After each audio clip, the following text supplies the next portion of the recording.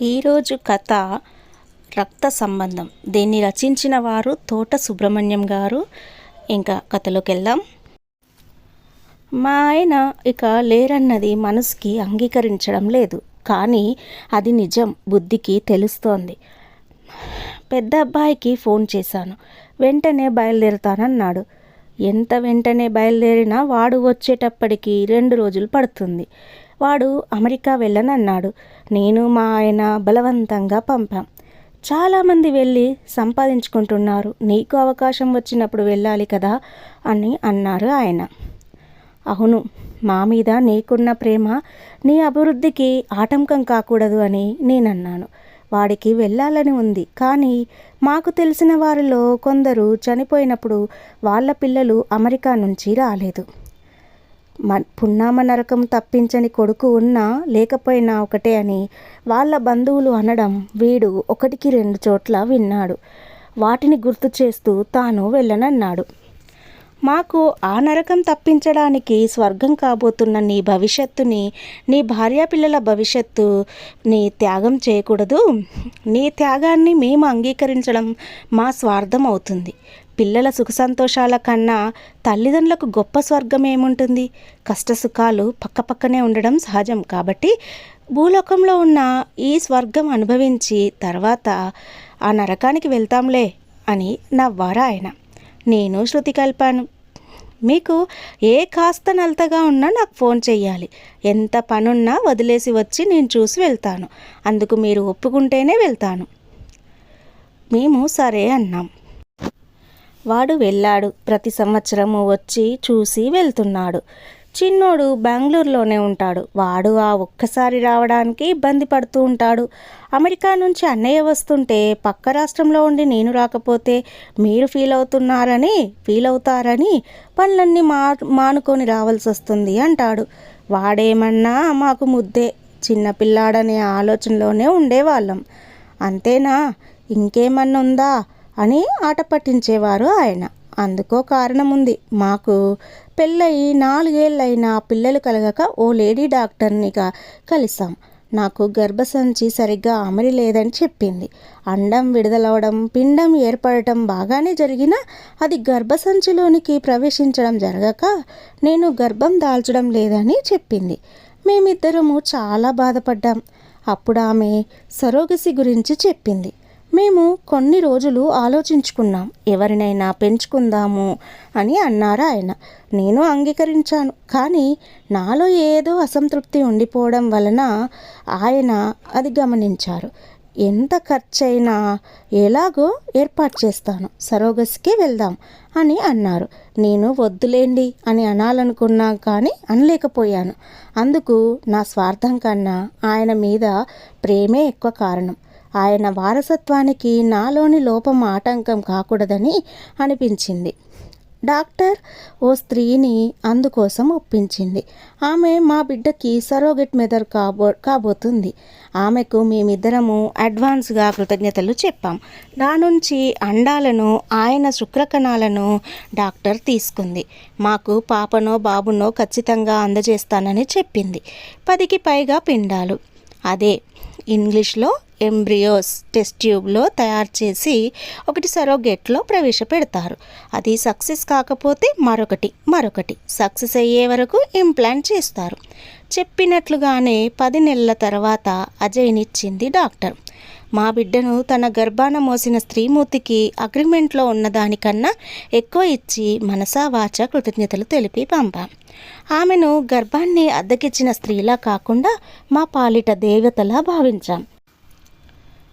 Doctor అసాధ్యమని చెప్పింది అజయ్ ఇంటికి వచ్చిన సంవత్సరం తర్వాత సాధ్యమైంది. ఆమె తప్పు చెప్పింది అన్న దాని మీద కన్నా అజయ్ ఇంటికి వచ్చిన వేళ విశేషం మీదే నా దృష్టి ఎక్కువ పడింది. గర్భం దాల్చి సంపూర్ణ స్త్రీత్వాన్ని పొందగలిగిన నాకు మా బంగారు కొండ మా ఇంటి ఇలవేల్పుగా అనిపించాడు. ఆయనకి వ్యాపారంలో ఊహించని అభివృద్ధి కనిపించింది. వజ్రాల మూట లాంటి మా బాబు మా ఇంటి అదృష్టంగా భావించారా ఆయన. నా శరీర భాగాలు బాగానే ఉండటానికి కానీ, ఆయన కృషికి ఫలితఫలం లభించడానికి కానీ అజయ్ మా జీవితంలోనికి రావడం కారణం కాకపోవచ్చు. కానీ వాడే అందుకు కారణం అనుకోవడం మాకు ఆనందంగా ఉంది. సంజయ్ కూడా పుట్టిన తర్వాత మా ఆనందం రెట్టింపైంది. ఇద్దరిని అపురూపంగా పెంచుకున్నాము. అయినా మేమిద్దరమే ఉన్నప్పుడు, ఏదైనా సందర్భం వచ్చినప్పుడు ఆయన నన్ను పట్టించడానికి నా గర్భాన్ని మోసిన సంజయ్ అంటే నాకు ఎక్కువ ఇష్టమని అంటుండేవారు. తెల్లవారుతున్నట్లు చిహ్నంగా తెల్లని కాంతి కిరణాలు కిటికీ అద్దాల్లోంచి మా బెడ్రూంలోకి ప్రవేశించాయి. అప్పటికి కూడా సంజయ్ నిద్ర లేవడు. కానీ వాడికి నిద్రాభంగం కలగకూడదని ఫోన్ చేయకుండా ఇంకా ఉండటం నా వల్ల కాలేదు. చేశాను. రాత్రి అన్నయ్య నేను కాన్ఫరెన్స్ కాల్లో మీ ఇద్దరితో మాట్లాడాం కదా, అప్పుడు బాగానే ఉన్నారు, ఇంతలో ఏమైంది అంటూ బోరుమన్నాడు. ఏడవకు, నేను ధైర్యంగా ఉండలేను. తెల్లవారుజామున 3:30కు నేను వాష్రూమ్కి వెళ్ళబోతూ డాడీ కాలు చేయి మంచం మీద నుంచి కిందికి వేలాడుతుండటం చూసి పైకి సర్దాను. ఆయనలో చలనం లేదని తెలిసింది. అంతకుముందు ఎప్పుడు ఆయన మనల్ని వదిలి వెళ్ళిపోయారో తెలియదు. అప్పటి నుంచి ఎప్పుడు తెల్లారుతుందా అని ఎదురు చూస్తున్నాను. అన్నయ్యకి వెంటనే ఫోన్ చేశాను. అప్పుడు అమెరికాలో పగలే కదా, పొంగుకొస్తున్న దుఃఖాన్ని అదిమిపట్టి అన్నాను. ఏంటమ్మా, నా నిద్ర పాడవకూడదని ఇలా చేస్తావా? డాడీ కన్నా నాకు ఈ నిద్ర ఎక్కువ. వెంటనే బయలుదేరు. ఏం చేయాలో నాకు అర్థం కావడం లేదు. అప్పుడు ఏడిస్తే ఇరుగు పొరుగు వాళ్ళు ఇబ్బంది పడతారని ఏడుపుని బలవంతంగా ఆపుకున్నాను. ఇప్పుడు ఏడుపు రావడం లేదు. ఆయనకి సునాయాస ముగింపునిచ్చిన భగవంతునికి కృతజ్ఞతలు తెలపాలని అనిపిస్తోంది అని అన్నాను. అందరికీ నేనే ఫోన్లు చేస్తానులే అమ్మా అన్నాడు. కొన్ని నిమిషాల తర్వాత కాలింగ్ బెల్ మోగింది. ఇరుగు పొరుగు వాళ్ళు వచ్చారు. సంజయ్ ఫోన్ చేశాడని మా కుడిపక్క ఇంటాయన చెప్పాడు. వాళ్ళు ఓదార్పు చూపులు నాలోని దుఃఖాన్ని పొంగించాయి. సుమారు 3 గంటల నుంచి నాలో దాగి ఉన్న ఒంటరితనపు భయము నా శరీరాన్ని, హృదయాన్ని ఎవరో సగానికి కోసి తీసుకుపోతున్నట్లు కలుగుతున్న బాధ ఒక్కసారిగా పెళ్ళుబికాయి. బోరున ఏడ్చేశాను. నాతో ఎక్కువ స్నేహంగా ఉండేవారు కూడా ఏడ్చారు. అందరూ నన్ను ఓదార్చడం మొదలుపెట్టారు. తర్వాత బంధువులు, స్నేహితులు, పరిచయస్తులు రావడంతో ఇంటిలోని కాంపౌండ్లోనూ జనం బాగా పెరిగారు. ఆయన స్నేహితులు కాంపౌండ్లో టెంట్ వేయించి అందులో కుర్చీలు వేయించారు. సంజయ్ భార్యా పిల్లలతో కారులో బయలుదేరినట్లు చెప్పాడు. అజయ్ తనకు మాత్రమే ఫ్లైట్ టికెట్ దొరికిందని, తన భార్యా పిల్లలకి తర్వాత దొరుకుతాయని తెలిపాడు. అంతవరకు జరగవలసింది జరుగుతున్నట్లు అనిపించింది. కానీ అజయ్ అన్న ఒక్క మాటకు నా తల తిరిగినట్లు అనిపించింది. సంజయ్ని తలకొరువు పెట్టమని చెప్పమ్మా అన్నాడు. అన్నయ్య ఏంటమ్మా నన్ను తలకరువు పెట్టమంటున్నాడు? కొన్ని నిమిషాల తర్వాత సంజయ్ కాల్ చేసి అడిగాడు. ఇంటికొచ్చిన తర్వాత మాట్లాడదాం అని మాత్రమే ఇద్దరితో అనగలిగాను. 2 ఏళ్ల క్రితం ఆ లేడీ డాక్టర్ చెప్పింది ఆయన అజయ్తో చెప్పుంటారా అని అనిపించింది. ఖచ్చితంగా చెప్పుండరని నాకు నేనే సమాధానం చెప్పుకున్నాను. ఆయన పార్థివ శరీరము పాడవకూడదని ఫ్రీజర్ బాక్స్ తెప్పించి అందులో పెట్టించారు. సంజయ్కి ఫోన్ చేసి అన్నయ్య రావడానికి సమయం పడుతుంది కాబట్టి కాస్త నెమ్మదిగా డ్రైవ్ చేస్తూ జాగ్రత్తగా రండి అని చెప్పాను. తలకొరివి పెట్టేది అజయ్యే అనే అర్థం ధ్వనించేలా పలికాను. పిల్లలిద్దరితో ఆయన స్నేహితులు మాట్లాడుతూనే ఉన్నారని వాడి మాటల ద్వారా తెలిసింది. ఇక్కడ జరుగుతున్నవన్నీ వాళ్లకు తెలుస్తున్నాయి. వాళ్ళు చెప్పేవి వీళ్ళు చేస్తున్నారు. కొడుకులిద్దరూ మంచివాళ్లే కాబట్టి ఆయనకు పున్నామ నరకం ఉండదు అని అనిపించింది. వస్తున్న నవ్వును ఆపుకున్నాను. ఎంత చదువుకున్నా మన సంప్రదాయపు ఆలోచనలు పోవు అనుకున్నాను. ఆయనకి ఏదైనా నరకం తప్పిందంటే అది ఏ అనారోగ్యంతోనో నెలలు సంవత్సరాలు మంచంలో గడపకపోవడమే, మంచి కొడుకులను కలిగి ఉండటమే అందుకు కారణమేమో.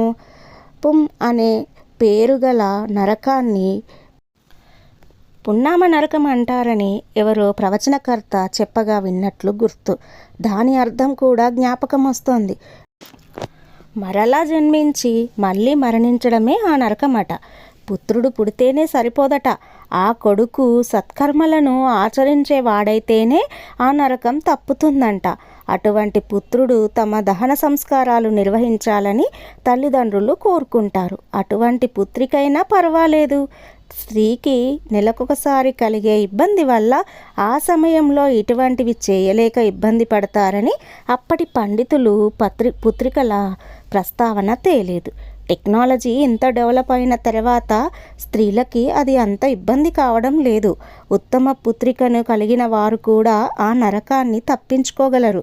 ఉత్తమ దత్తత బిడ్డలున్నా సరిపోతుందని శాస్త్రం చెబుతోంది. సంతానం లేని వారు అనాథాశ్రమం నుంచి పాపనో బాబునో దత్తత తీసుకుంటే వాళ్లకు తల్లిదండ్రుల ప్రేమ దక్కుతుంది, వీరికి పున్నామ నరకం తప్పుతుంది. అందుకే ఆయన దత్తత తీసుకుందామని అన్నారని నాకిప్పుడు అర్థమవుతోంది. నాకు కూడా నరకం ఉండదు, ఎందుకంటే వాళ్ళు నాకు కూడా కొడుకులే కదా. పుడితే మేము ఇద్దరం మళ్ళీ పుట్టాలి, లేకపోతే ఇద్దరము పుట్టకూడదు. మరో జన్మలైనా వేరొకరితో నా జీవితం అనే భావన కూడా నేను భరించలేను. ఇద్దరము అలా జీవించాము, కుటుంబాన్ని అలా నడుపుకొచ్చాము. సంజయ్ వచ్చిన తర్వాత ఏవో జాగ్రత్తలు చెప్పి ఆయన స్నేహితులు వెళ్ళారు. దూరపు బంధువులు కూడా రేపు వస్తామని బయలుదేరారు. దగ్గర బంధువులు రాత్రి ఇక్కడే బస చేశారు. మరునాడు సాయంత్రానికి అజయ్ వచ్చాడు. సంజయ్ని నన్ను ఓ గదిలోకి తీసుకెళ్ళాడు. నేను మొదటిసారి అమెరికా వెళ్తున్నప్పుడు నన్ను తన గర్భాన మోసిన అమ్మ దుబాయ్ ఎయిర్పోర్ట్లో కలిసింది. అక్కడ పనిచేస్తోందంట. కొన్ని రోజులు కుటుంబంతో గడిపి వెళ్ళడానికి ఇండియాకి వస్తోందంట. అనుకోకుండా నా పర్సులోని నీ ఫోటో చూసి నన్ను గుర్తుపట్టింది. సరోగసి నిర్వహించిన డాక్టరు చేసిన తప్పు నాకు చెప్పింది. ఆ డాక్టరు వేరే డాక్టర్తో మాట్లాడుతుంటే విన్నదట. ఆమెకు డబ్బు అవసరం చాలా ఉండడంతో ఆ తప్పు తనకు తెలిసిన డాడీకి నీకు చెప్పలేదట అన్నాడు. షాక్ నుంచి తేరుకోవడానికి నాకు కొన్ని క్షణాలు పట్టింది.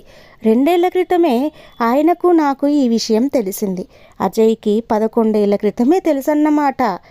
ప్రతి సంవత్సరము ఇండియాకు వస్తూ కూడా ఎప్పుడూ బయటపడలేదు. ప్రవర్తనలో మార్పు రాలేదు. సొంత కొడుకులానే ప్రేమగా ఉన్నాడు. సొంత తమ్ముడిని చూసుకున్నట్లే సంజయ్ని చూసుకున్నాడు. ఆ డాక్టర్ని ఆమె కూతురు అల్లుడు ఒక యాక్సిడెంట్లో చనిపోయినప్పుడు ఆయన నేను వెళ్ళి పరామర్శించాము. మిమ్మల్ని మోసం చేశాము. మీ ఎంబ్రియోస్లో ఏది సర్వైవ్ కాకపోవడంతో వేరే వారి ఎంబ్రియోస్లో ఒకటి మీ సరోగేట్లో ఇంప్లాంట్ చేశాను. మీ దగ్గర తీసుకున్న అడ్వాన్స్ అమౌంట్ తిరిగి ఇవ్వడానికి మనసు అంగీకరించక మీరు ఇంకా ఇవ్వబోయే డబ్బుని వదులుకోలేక తప్పు చేశాను. ఇంకా ఎవరెవరికి ఏం చేశానో కానీ అందులో ఏ పాపమో నా కూతుర్ని అల్లుడిని బలి తీసుకుంది అని చెప్పింది. ముందు మేమిద్దరము నిర్ఘాంతపోయినా తర్వాత అజయ్ లాంటి అబ్బాయి మా కొడుకుగా పెరిగినందుకు సంతోషించాం. వాడు మా అబ్బాయి కాదనే భావనను మా మనసులు అంగీకరించలేదు.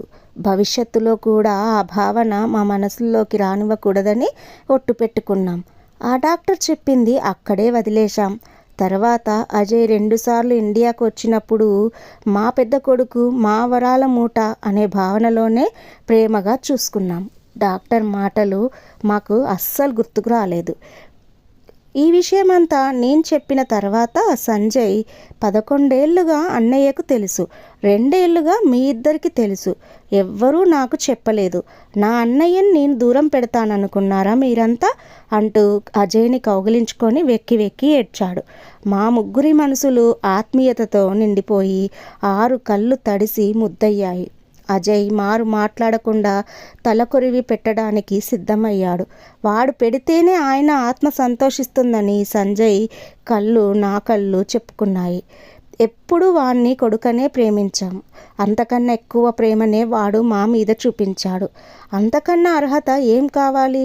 సైన్స్, లాజిక్ లాంటి మాటల్ని మనసులోనికి రానివ్వలేదు. 2 ఉత్తమ కుమారులున్న మాకు పున్నామ నరకం ఉండదనే భావన నా మనసులో బలంగా పడింది. దాన్ని గట్టిగా నమ్మాలనిపించింది. నన్ను అమెరికా తీసుకెళ్ళిపోయి తన దగ్గరే ఉంచుకోవాలని, పాస్పోర్ట్కి అప్లై చేయడానికి సంతకాలు పెట్టమని అజయ్ చాలా పట్టుబట్టాడు. ఆయన నేను కలలు కని కట్టుకున్న ఇంటిని వదిలి ఎక్కడికూ రానని చెప్పేశాను. పెద్ద దినం అయిపోయాక వాడు బయలుదేరుతున్నప్పుడు నాకు కూడా ఇలాగే జరుగుతుందని మాటివ్వు అని చేయి చాపాను. అన్నదమ్ములిద్దరూ ఆ చేతిని గట్టిగా పట్టుకొని గొల్లున ఏడ్చారు. మమ్మల్ని చూసిన వారు 2 ఏళ్ల క్రితం డాక్టర్ చెప్పింది, దుబాయ్ ఎయిర్పోర్ట్లో సరోగేట్ మదర్ చెప్పింది నమ్మరు. మమతలకి రక్త సంబంధం అవసరం లేదని తెలిసిన వాళ్ళు మాత్రమే మా ప్రేమానుబంధాన్ని నమ్ముతారు. కథ విన్నారు కదా. ఈ కథ కనుక నచ్చినట్లయితే మన ఛానల్ని ఎవరైనా ఇంకా ఫస్ట్ టైం చూసి సబ్స్క్రైబ్ చేసుకున్నట్లయితే ప్లీజ్ అండి సబ్స్క్రైబ్ చేసుకోండి. అలాగే మరొక మంచి కథతో మేము ముందుంటాను. ఈ కథకు ఒక లైక్ కూడా ఇస్తారని అనుకుంటున్నాను. అందరికీ బాయ్ ఫ్రెండ్స్.